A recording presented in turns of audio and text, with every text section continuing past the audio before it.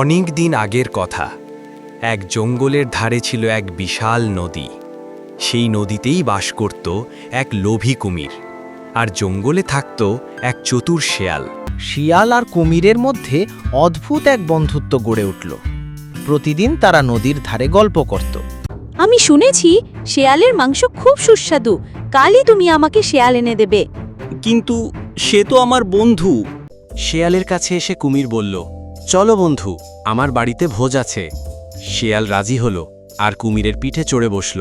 বন্ধু, আসলে আমার স্ত্রী তোমার হৃৎপিণ্ড খেতে চায়। কি? আমি যে মলাম, তুমি কি বলছো?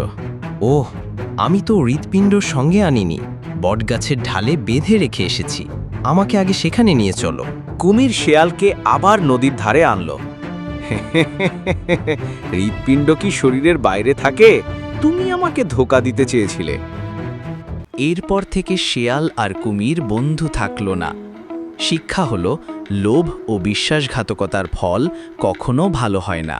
গল্প ভালো লাগলে লাইক, কমেন্ট আর সাবস্ক্রাইব করতে ভুলো না।